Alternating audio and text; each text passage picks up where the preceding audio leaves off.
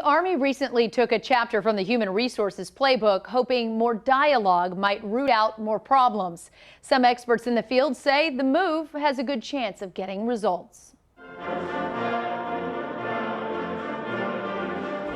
The U.S. Army anthem recalls an Army working like a well-oiled machine, many working as one, as those caissons go rolling along.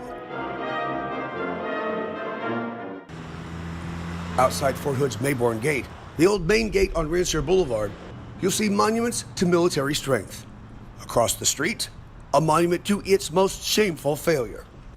A temporary monument asks us to say the names of every soldier who disappeared from post in just the calendar year 2020.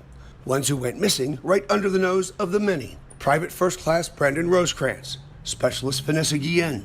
Some names remembered and others largely forgotten, but all here asking us to say their names and remember them all.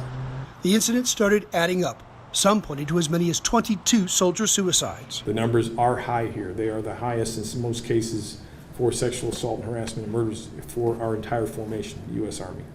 This year, incidents happened at such an alarming rate, the Army had to face and fix its problems.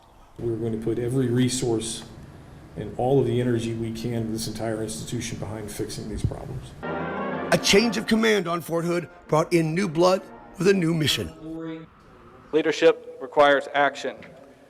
We must reset here at Fort Hood and return to those fundamentals of leadership at every level.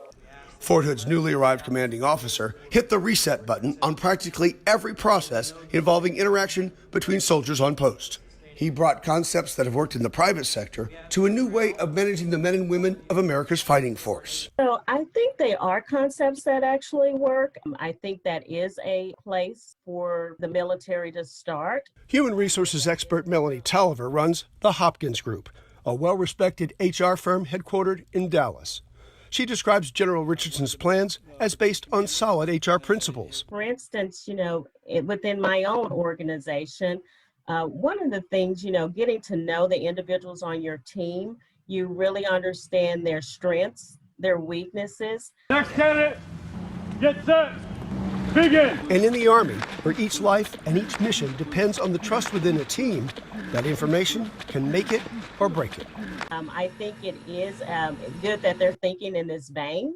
And that they do realize that it is something that they need to look at or that is critical right now. She says the plan may not make sexual assault and race issues disappear, but it will help make them manageable and help create better understanding. At least he has hit the reset button, and he is aware that there needs to be change, within the organization. So a new day has begun on Fort Hood as General Richardson hits the so-called reset button. If it works, it could become a model for the entire U.S. Army. But should it? I remember first calls in the morning, leaders were there to wake their people up in the morning. Well, today we can do that electronically. And today we don't have the physical interaction that allows, I think, for the relationships that we want.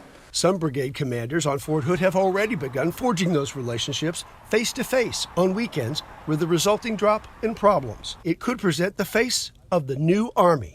So most definitely, if they make it work here, I think it could serve as a baseline, for the other agencies, aligned with the military as well. New leadership, resetting Fort Hood, moving forward, right? That's what this is about.